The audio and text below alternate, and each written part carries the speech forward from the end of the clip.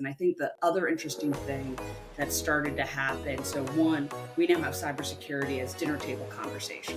When I first got Mm-hmm. into the industry, people were like, ooh, you're like, are you a hacker, right? It was either Unsexy or it was some Hollywood version of me sitting in a dark room, which I did, but I Yes. wasn't the person doing that, right? This is Girl Take Note, a podcast for women who are looking to turn their dreams into reality.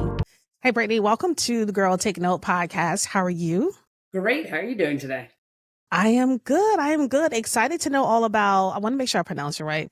Is it Wabi? Because you say it's similar to wasabi. Is it Wabi? It's wabi, not wasabi. It does Wabi. come from a Japanese concept, but not wasabi. Although, Okay, not we are a wasabi. little spicy. Okay. Okay. Okay. Well, can you share with our listeners a little bit about your journey and what led you into the whole cybersecurity field and what led you to found Wabi? Yeah, so I've always been in enterprise software. I'm a technical person, but I don't write code, right? Which I think is really, really Yeah. important for people. You don't have to write code to be technical. Just because I can finger paint doesn't mean I'm an artist, right? And I learned Yes. that early, right?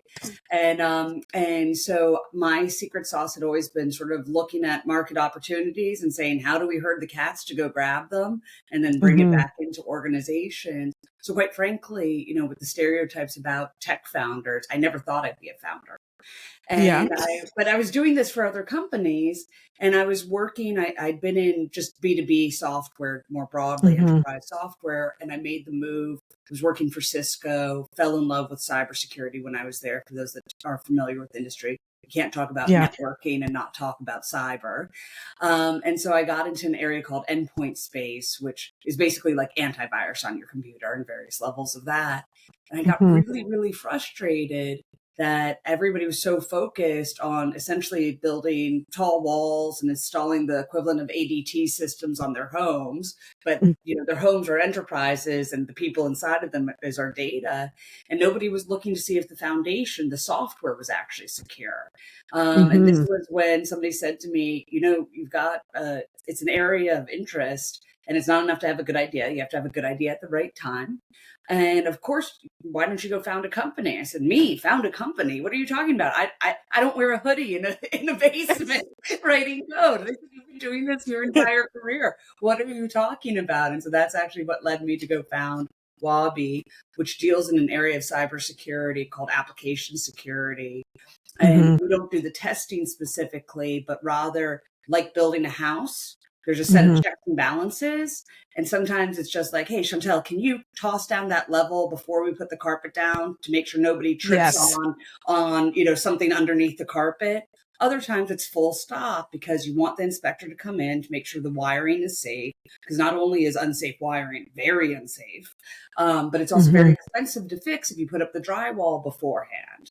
And so that set of checks and balances is what enterprises deal with in developing software, because how they treat your bank app is going to be very different than their internal like CRM and their lunch ordering app and all that stuff. And so we orchestrate that. So that's what, and I said, look, we just need, this is not a technology problem, it's a process problem. And to keep up with today's technology, we need orchestration and automation. So that's where Wabi was born out of. And the journey is always the right term for entrepreneurship, as you certainly know. Exactly. I love the fact that you said that you don't have to be technical to be in tech, because a lot of people think that you have to be like a person who write code or knows, all of the infrastructures and technical infrastructure. So I'm glad you said that, because I've been in tech a long time myself, working more on the product development side. And I've been telling people too, I'm not a technical person. I don't have a technical background, but I can guide the process, right? I can help out with certain things because there are people who actually know how to code to do this. Correct. And so I'm glad you said that. And being in cybersecurity, like, it's like the unsexy type of tech. Do you know what I mean? Like, a lot of people are really into the cool apps, and the cybersecurity is like, maybe like that unsexy area, but it is such an important piece when we're living this digital world, right? And we're doing all these digital footprints everywhere. We're shopping, our bank apps, everything we have. And we're seeing on the news how so many companies are being attacked on that level, which is why I was like, this episode is important, because this is what's on all of our minds. How do we protect ourselves, even as a business or even as individuals? Exactly. And you hit the nail on the head. we will never realize the full potential of all of these amazing innovations that we have if we Mm-hmm. cannot appropriately secure them. Right? AI is top Yeah. of mind for everybody, but like we can't even talk about securing AI right now because most organizations, I hate to break it to you, don't have the good fundamentals in place. And Yeah. it's because cybersecurity, this tech moves in very fast cycles. So it tends to move in like 7-year cycles. Because Mm-hmm. cyber always has to be one step ahead, it actually moves in 3.5-year cycles, right? Because that's how we actually build these resilient enterprises. And I think the other interesting thing that started to happen, so one, we now have cybersecurity as dinner table conversation. When I first got Mm-hmm. into the industry, people were like, "Ooh," you're like, "Are you a hacker?" Right? It was either Unsexy or it was some Hollywood version of me sitting in a dark room, which I did it, but I Yes. wasn't the person doing the hacking, right? Just let me in. They were nice. And so there's that, but now it's become dinner table conversation, right? You can't go Yeah. through a week without a disclosure. Those are just the ones we know about. And so you start to think about that. This is the world that I deal in. That even though it is the ransomware or the social engineering that people always hear about, that's the headline. 9 out Mm-hmm. of 10 breaches begin due to defects in code. And Mm. because those are the opportunities we're giving them. Those are the back to the Yeah. house analogy. I left the window cracked open, or I didn't have the right lock installed on my front door because it was actually, I said, yeah, I've got a lock, but it was a bathroom lock and somebody could pop that with a pin versus a deadbolt. Yes. And, I think the other trend we've seen was that for so long, everybody was focused because from a volume perspective of potential attacks, they could just do it with very tall walls and deep moats and sharks with Mm-hmm. better laser beams, but you can't now, right? Last year, there were 26,000 new vulnerabilities released. That Mm. exceeds human capacity. I don't care how big of a team or budget you have, that exceeds human capacity. Yeah. And, we're adding 2,000 to 3,000 new vulnerabilities, new, never seen before, a month. And so what you need to do, and you start to hear in the industry now, this term cyber resilience. And I think, Mm. it's not perfection. It's how do we defend ourselves in line with all of our other risk profiles? And I think that actually builds a much healthier, right? It's like, having a kid, right? You go, yeah, the kid's Yeah. probably going to break a bone, but I'm Yeah. creating other risk by trying to put them in a bubble, right? Yeah. And so that's the industry has also started to move. So it's made it the conversations much more robust about it, right? That you're probably in your role having these conversations as part of the product development. Yeah. It's not so taboo anymore. We talk about it all the time. And, I want to touch on AI, but I want to get more into Wabi first because I'm so afraid of I'm not afraid of AI because I use it all the time. What I am afraid of is that I sat in a conference and saw how they're beginning to you can clone yourself, Oh, right? You can clone yourself, you can clone your speech. And now it's this new level of security, just this, new level of threat almost, that this people can clone you and become you and act like you and sound like you. It's just on a whole nother level. And you're right. Like, how do you protect yourself from that? this is my number one concern with AI, right? We can talk about all the technical things and how it's going to speed up the bad guys and create more Yeah. opportunities and everything. But it's actually sort of this realm of what's known as friendly fraud. My dad is also in tech, and he did a podcast recently, and he sent out a preview of it to some friends. He said, "What did you think?" I was a little concerned about the audio. We all watched it, and everybody thought it was him talking. He had Yeah. created his own deep fake with his headshot and like 30 seconds of sound. And used one of these tools, which obviously was not intended for deep fakes, but more like product demo videos. and and he'd used one of these tools. And nowadays, I mean, the scam. I was sitting around at a lunch with a mix of cybersecurity and just enterprise business executives. And 4 people out of a table of 8 within the previous 2 months had a scam run on them where, Yeah. hey, I'm here with your son who's Oh, just got God. into an accident, so he can't speak. And right, so now extrapolate that to exactly what you're talking about. Our voices, our video, our faces, our videos are all out there. And, I think people tend to think that it's the elder generation that's going to be targeted by it, but it's also the younger generation, because they just accept, right? They're not looking for it. They're used to somebody being in Paris or whatever. They don't even know, right? They don't question it anymore. Yeah. And that's where I'm really concerned is, you think social engineering, a lot of the like hacks you hear about come through social engineering. Hey, can you click on this, or a new employee? I need the full employee list. Can you send that to me right away? And suddenly they're filing fake tax claims. And, and so a lot of it's through social engineering. So now add the authenticity of, I can't tell if it's actually you. Right. And so many of these attacks are relying on that moment of either adrenaline or you having your guard down. And that's where I'm super, super concerned about AI, especially because everybody's so eager to adopt it so quickly, rather than considering the risk first and how do we do this in a healthy way. I think we're swinging back a little bit, but still, right? Yeah. You hit on my number one concern in industry right now. Yeah. When I saw that, I was just like, one, amazed, but two, I'm like, anybody can be you. Yeah. Anybody now can be you online. If we were to do something like that, it's like, I don't know how you protect yourself from that, because here it is. So, right. It's one of these things I thought about myself. I do this all the time. Speak with people like you. So it would be super, super easy to go get my persona and go create somebody as me. And I think about, so number one tip to your audience, everybody loves all these free headshot generators. Do not use them, because if you actually read the terms and conditions, it says we don't.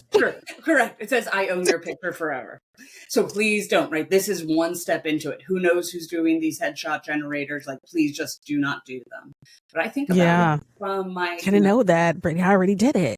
Right, exactly. Because I didn't read the terms and conditions. I did it. Nobody does. And this is why, if people remember nothing else from this conversation, please don't do it. If you did it once, it's okay.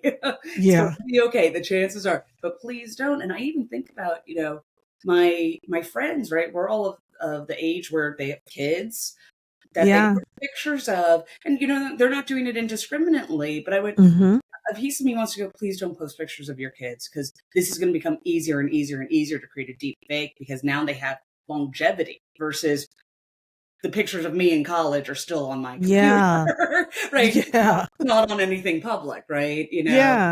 That's where I start to get really concerned as well. You go, how do you do that, right? Because they want to. Unfortunately, this is where I go back to, we'll never realize the full potential of technology if we can't secure it.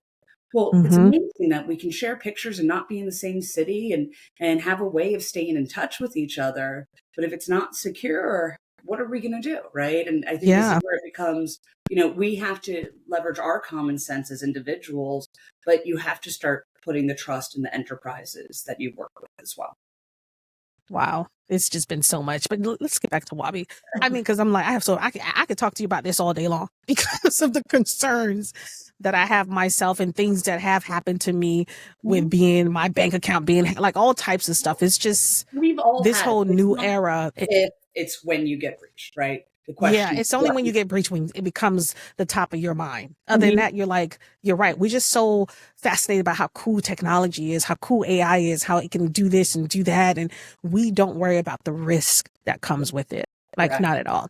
Can you explain to me, like, just the core mission behind Wabi and kind of what set it apart from other companies in the cybersecurity landscape?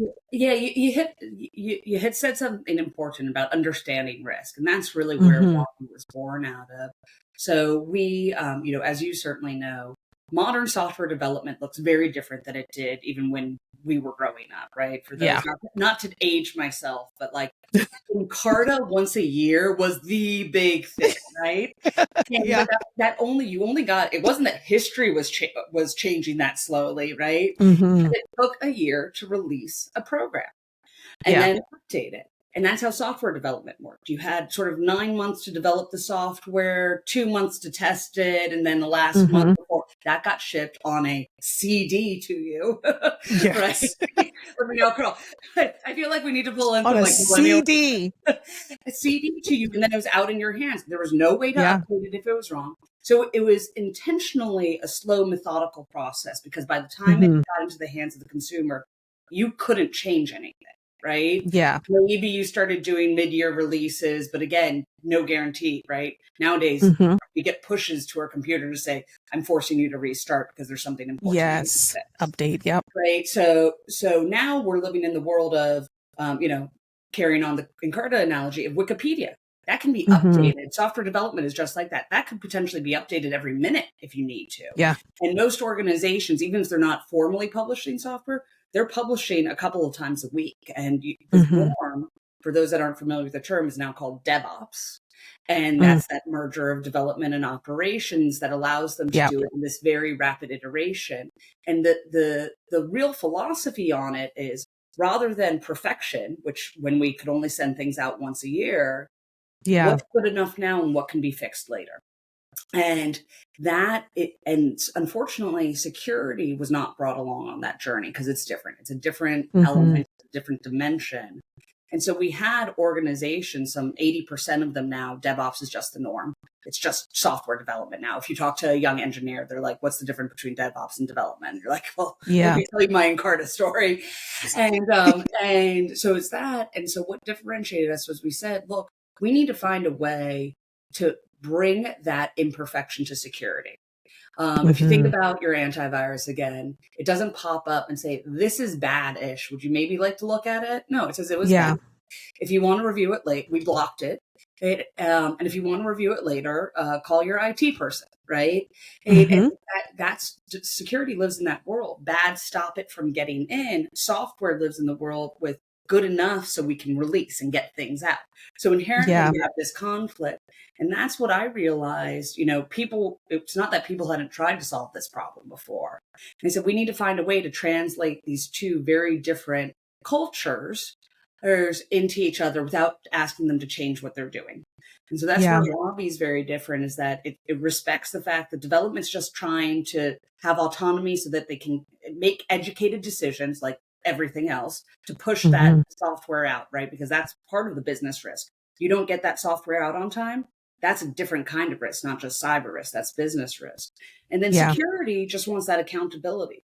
Did you do the thing I asked you to do? And if you didn't, did we then get notified and approve it and stop it if we think it's critical enough? Or did we make, again, the educated choice to accept the risk because it's part of our overall business risk profile? And that's what separates Wabi on the market, is we're enabling them to talk to each other without having to change their fundamental language or culture. And so that way everybody gets to do their job without feeling that the other team is slowing them down. And more importantly, they don't suddenly have a surprise like, hey, this isn't going to pass security check because you didn't do the thing, but you didn't know that 6 months ago, right? And sitting in training isn't enough, right? It gets very, very nuanced very quickly. Yeah, it seemed like it just make it seamless, right? To connect. That's what it seemed like it does. And that is our mission, to simplify the integration of security into software development. As simple as that. Let's make it easy for everybody to do the right thing. Nobody is fighting the concept of doing the right thing.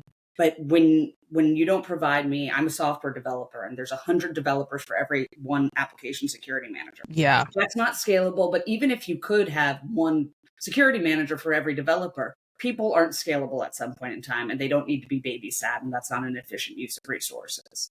But so how do we just make it simple? Let me do the right thing. And for development, do the right thing is do the right security thing as part of your feature development. So developers just get what they're supposed to do for that feature, right, as part of that feature ticket for anybody that's ever read it. And then security is just told when they need to pay attention to something and given the parameters by which it can be accepted. So that way they can make sure they're actually not stopping the business in some way, but they're also doing their job.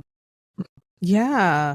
Do you think as entrepreneurs, like when you're creating a business, you're bringing out a new product, should security be a part of that check? Because like I said, everything we do is online, right? Even the Right. products we sell to the information we take from our customers. And I think that when we first start, we don't think about protection in that way. Even when we know we're consuming data Yep. from customers, like private information or PPI information. So I don't think we think about the security aspect. We're just thinking about putting the product out and bringing in sales, generating stuff like that. We're not thinking about, well, what does this look like in terms of like making sure I protect the information that I have, that whatever I have don't get breached. And this Is that a part of our process we should think about? absolutely. So I think that unfortunately, as entrepreneurs, we think security is cost prohibitive. Security, it's not. First of all, there are plenty of free tools out there. You can do it, but good security really is just about good habits and good hygiene. Yeah. Right. So, and what happens, and the reason so many enterprises are struggling with this today, is that what happens if you don't bake that in from the beginning, like any other cultural component, trying to bring that back in is impossible. And you create one other problem. And if you haven't said, look, we have a security first mindset, along with let me actually rephrase that. We have a business first mindset, and our goal is to deliver quality software and products to our customers. By the way, software is everybody, you know this, right? Yeah. Starbucks says we're a software company, we just spit out coffee at the end of our cup, right? So we deliver a quality product to our customers, and part of that definition of quality is making sure that the things they have trusted us with are secure. Period. Yeah. That's it. And if you don't bake that in from the beginning, by the way, we have this conversation. Like I said before, it's all about risk, but it's as simple. I've worked with some very small stage fintech companies. Simple Excel document. Hey, we just like to make sure it's like doing your chores, right? Or, did I go to the gym, or, all those things. Did we do these things? Great. We feel okay, right? Just normalize that. And that's how you build good habits, and then build that as your company grows into just being the norm. And that's where, as I think an industry, we're struggling right now, because it hasn't been the norm for so long. And quite frankly, security was slowing development down so much. We worked with a telco who said 9 out of 10 times they gave the pass because they couldn't enforce it. They couldn't tell development that they weren't doing their job, because they knew that they had no feedback loop to say, hey, you didn't do the thing. So they just gave them the pass, like critical infrastructure. And development knows that they can just keep going, right? So, we all have, flip side is, you can't say security is everybody's job and not make it easy for them, because not everybody's a security practitioner. And I think, having been outside of the cybersecurity industry for so long, I came in with a different lens on it to say, hey, you don't, to our conversation about being technical, you don't have to be a cybersecurity expert to do the good cybersecurity. Exactly. Yeah. And like I said, being able to take care of that in the beginning and ingrain it into your process and your journey as an entrepreneur, so that way you set yourself up for greater success as your company grows, is so important. Because I could tell you that right now, that even with the things that I do, we don't think about security, like we said before, until something happens. Correct. And that's when we think about protection and security and stuff like that. So I like that. I did a little research, and you've been recognized as like a top woman in cyber, and by several prestigious awards. How do you think your leadership style contributes to this type of recognition that you've been receiving? I think, I'm so glad you brought up the technical component, or the non-technical technical component. I think one of the things I've tried to make a really strong point. So in cybersecurity, less than 25% of the workforce is women. And so I've really tried to use my platform. It was part of my entrepreneurial journey to say, look, I want to go do good in the world. What can I do? And I think part of being recognized is the fact that I've said, hey, you don't have to be technical. There are many careers in cyber. There are many careers in technology. And, my favorite examples, I cannot tell you how often I hear from some of our engineers who have college age daughters that are really into graphic design and psychology. You want to know what that makes? A great UI UX designer, or PM, or something like that. And you're just like, that is amazing. Somebody that understands human behavior and has a way for visually communicating that. That is somebody that should be in a company. And there's 15 different jobs in a company that person could pursue. And if we can bring that down, and I think that's part of the reason. I think the other thing is, I really try to stop deitizing founders and entrepreneurship, and more importantly, stop glamorizing the entrepreneurship journey. It is hard work. Yeah. I know this. And, I think we get a lot of folks that come out and they want the HBO version or whatever. And Yeah. you're like, no. Let me introduce you to my gray hairs. They each have a name and it's a problem. And I think that's the other thing, is that I've really tried to shine a light on the fact that this is a lot of tough work. There are no overnight success stories, but it's possible, right? It's absolutely possible. I lecture at a local college once a semester, and I start with a slide that says, entrepreneurship, this is the journey that you think you're about to be on, beautiful mountains, sunset, all that sort of thing. And then I say, but this is what it looks like. And it's like one of those craggy courses and whatnot. I was like, this is what you need to be prepared. So, I want to ask you, one, as a woman, why did you think it was so important to have diversity and inclusion in this space?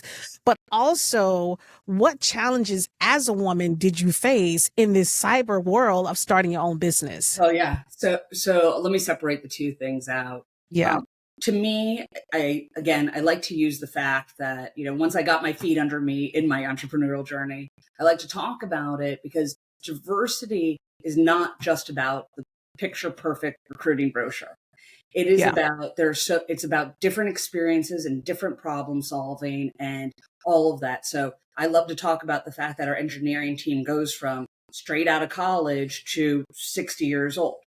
Yeah. Why? Because that's a diversity of experiences. Different ways, right? The person that's 60 years old has been around the block, and he's the first person to come back and say, I love this new idea, but let me tell you practically why it's not going to work, right? And the customer, right, has had more customer experiences and stuff. And to me, that diversity of thought is what actually propels business forward. And when you are a young business, you need a lot of good different opinions and people that are willing to hear other different opinions as well. Because there's no one right. This is the whole point of a startup. There's no one right path forward. It is literally uncharted territory. And so we actually had an employee at one point who was not willing, was always willing to offer an opinion. Yeah, always that. Willing to accept it back. And that it really created, you saw the very quick how people clammed up. Because they didn't want to offer the opinion, and you're like, that's actually decreasing our productivity, versus you get people that just, who knows what their experience is. It's actually one of the things, coming back to why more people should look at tech. Tech's so much about experiential learning. You don't have to have a comp sci degree. One of our developers, self-taught, loved playing video games, and therefore said, how do I learn how to make the sausage behind this? Completely self-taught. Same with cyber. And, that's the cool thing about tech, right? You do not have to have a formal background in it to get into it, right? Like I said, I'm a technical, non-technical person, and because I don't write code. Since I wrote BASIC, which doesn't barely even exist anymore. Right? And so it's more about that intellectual curiosity.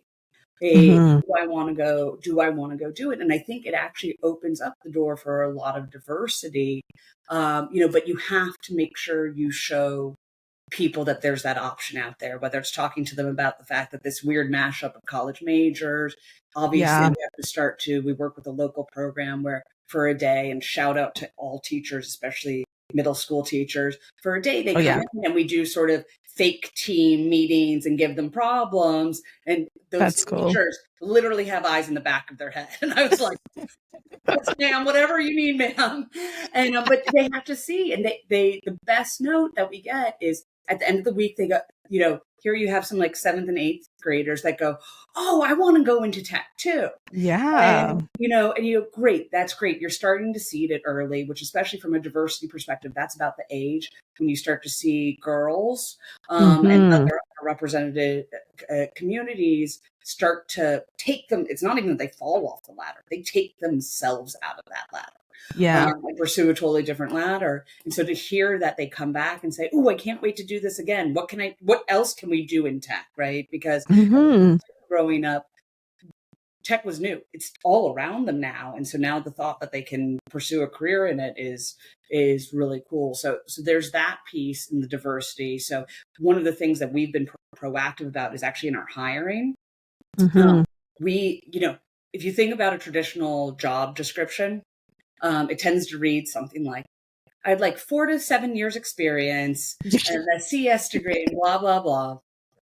And you're like, what does that actually tell me about whether or not you can do the job? If you look at our Yeah. descriptions, it'll say something like, we're looking for somebody with great problem solving experience. Sometimes there is a very Mm-hmm. technical component, like you do have to understand architecture, whatnot. But the more we can move around, somebody that's calm in chaos. Want to know who that is?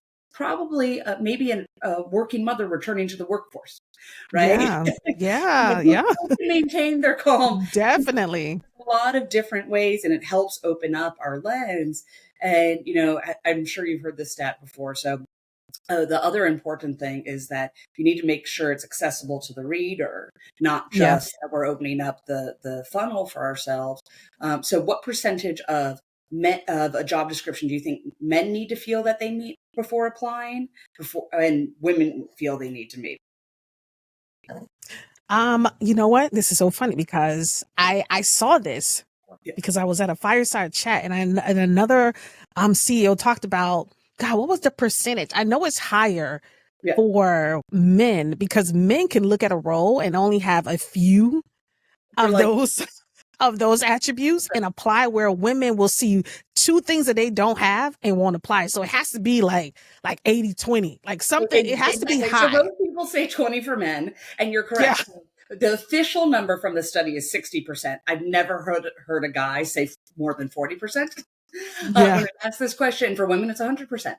And Yeah. I've done it before, and you don't realize you're doing it at the time. And you go, Mm-hmm. oh, well, I applied for a job that said you need X number of years of marketing experience. Yeah. It wasn't a marketing job. It was a go-to-market strategy job. Mm-hmm. And I pulled myself out of it, right? Why I needed marketing experience, who knows? Yep. And so that's the other thing. By writing more about outcomes, you also make yourself more attractive for those people that may be unintentionally opting out of your job. And so Yeah. that, I think that also helps, helps increase that diversity, because somebody can look at it and they can find that thing that they can hold on to. Yes, I can maintain calm and chaos. Yes, I'm intellectually curious. Versus, it's been a problem with startups that they got into this like super trendy, want to be a ninja, and you're like, I don't want to be a ninja. Want to be a rock star? You know what rock stars don't do? Well, work well in a team, right? Like rock Exactly. stars are one person. No, I want the person that's like, I'm the band member. I know how to keep rhythm, Yes. And so that's something we've been conscious about since the beginning of it. And I think that's just that you're asking about leadership style. It's that very pragmatic, I call it practical transparency. We can't tell you everything all the time, but as much as we can, let's make sure we set ourselves up for success together. I like that. I like that you have that type of diversity, because even when I think about when people search for jobs and you think about older people who still have a lot of experience and want to work, I feel like people that whole ageism is real. You know what I mean? In terms of like, yeah, it's so real, because right now a lot of tech companies want those young out of college ones, real trendy kids. They're not looking at people who are a little more seasoned and have a little more knowledge.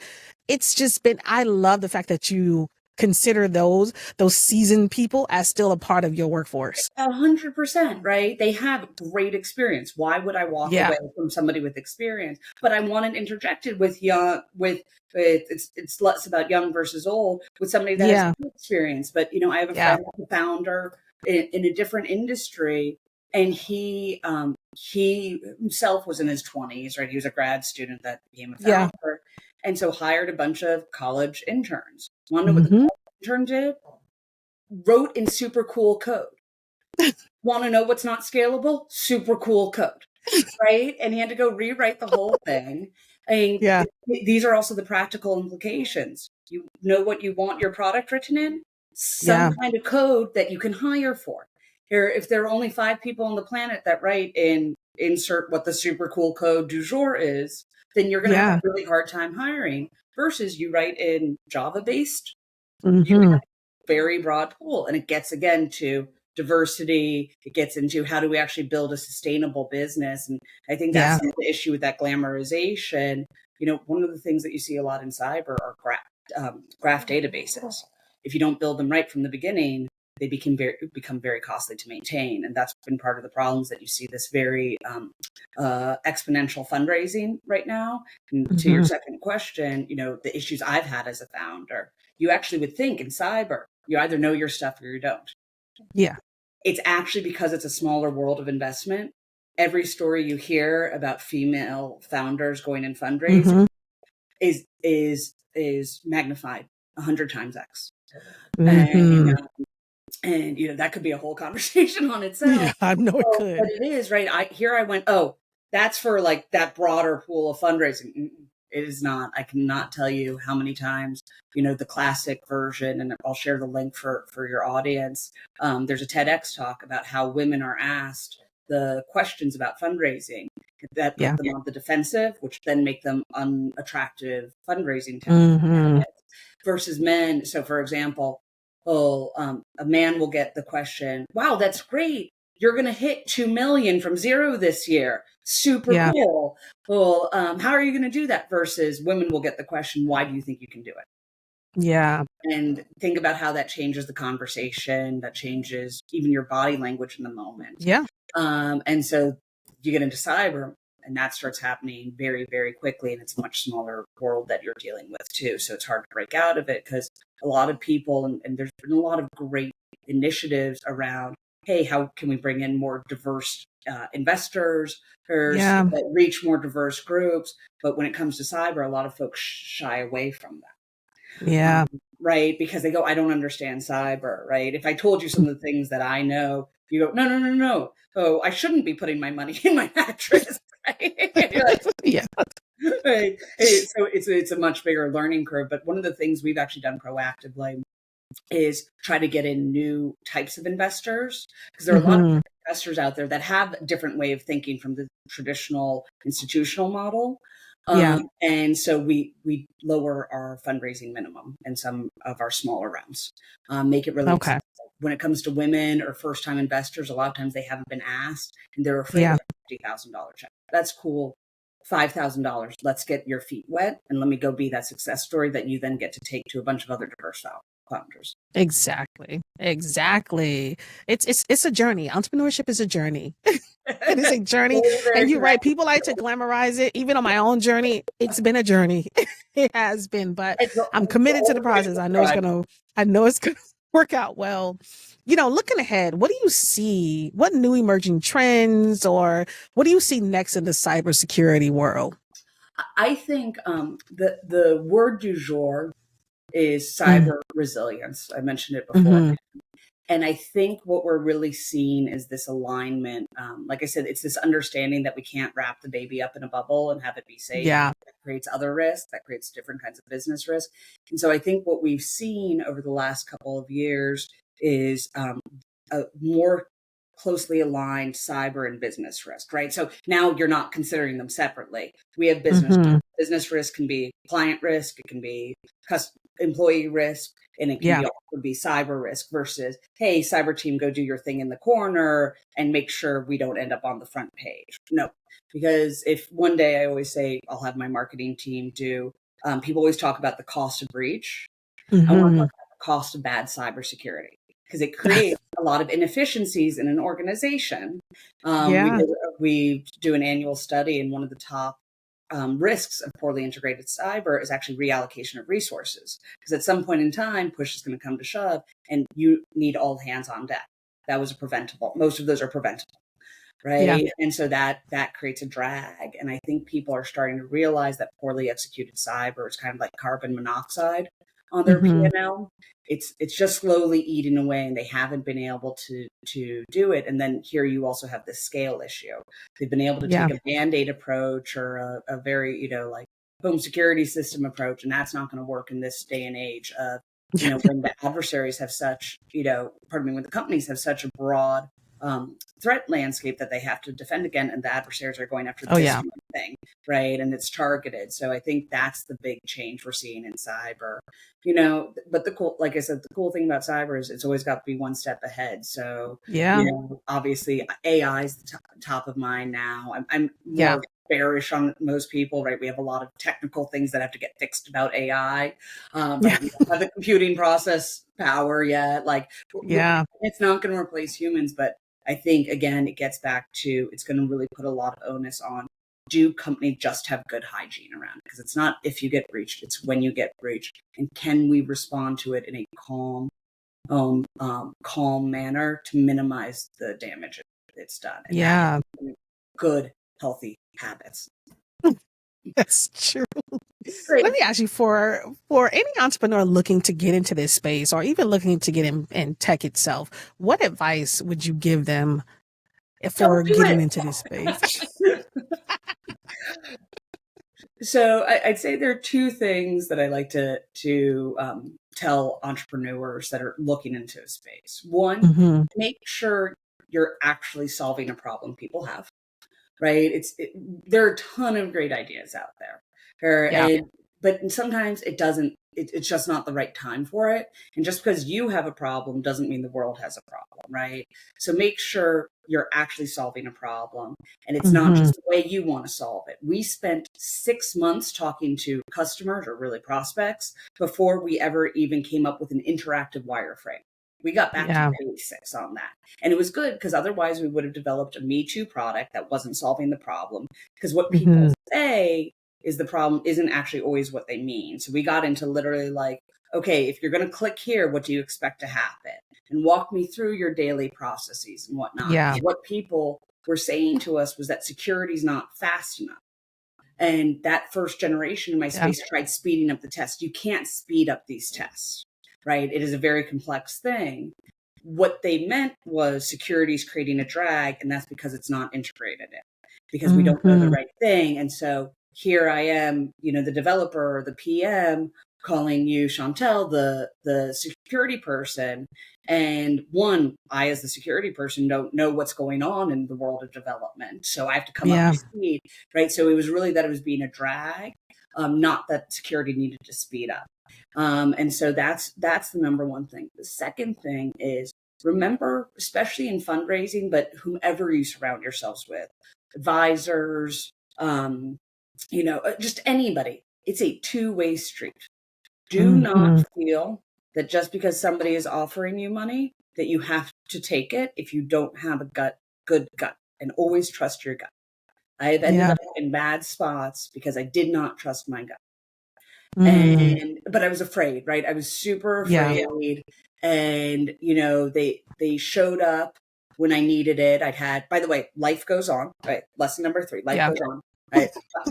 My mother was sick and everything, and they showed up. But my first impression was the correct impression.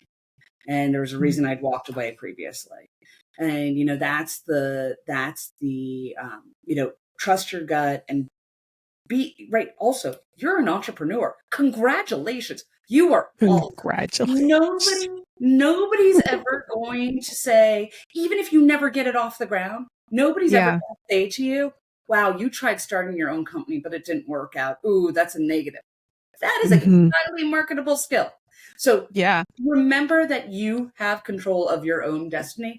The world will happen around you, right? Nobody predicted. I started my company in 2018, started development in 2019. Want to know when we were going to go to GA and get that special, like, coming out of stealth moment? 2020. Didn't do that.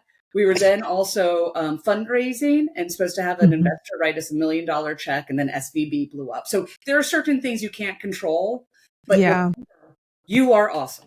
You have chosen this journey, and it is a place where overachievers go to fail 99% of the time. And yet we keep persisting. And just when things are tough, remember, you are awesome, and you are here because you are awesome. Don't let anybody tell you otherwise. And if they do, that is not the right person to support you in that journey. Listen, I don't even know else how to end this show. You just did it for me. Well, thank you for giving me the opportunity. More founders need to know that. We are put they do. They need that positive reinforcement. They need to know that they're awesome, because some days it doesn't feel like it, It does not. And if you live in that mindset for too long, again, do as I say, as I did, you are going to start to believe that. And you need to find that time. And by the way, reinforcing that could be, hey, I went for a run today, period. Not I ran fast or whatever. Exactly. Hey, I know a founder that starts his to-do list every day with eat breakfast. Mm-hmm. Because if I do that, one, it's the right thing to do. Two, Yeah. two, he can already say he won something for the day. That's so awesome. Brittany, listen, this has been such a good show. I really love talking to you. With you. We can talk for It hours. has been. I know I can talk so much about it. There's so much to learn about this space. So I advise everyone definitely to make sure they follow Wabi and, you also, because you know so much. You have such great knowledge in it. So I appreciate you for being on the show and look forward to, definitely got to have you back because I could talk more about cybersecurity and stuff like that.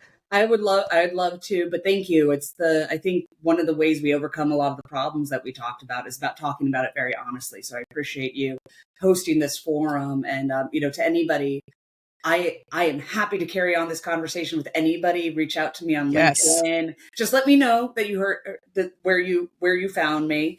Yes. But as you know, it takes a village, and don't be afraid to ask for help because vulnerability is not a bad thing, period. Yeah. In the entrepreneurial journey. Yeah. Thank you so much, guys. Listen, I am Shani Sanders. This is the Girl Take No Podcast, and I will talk to you next time.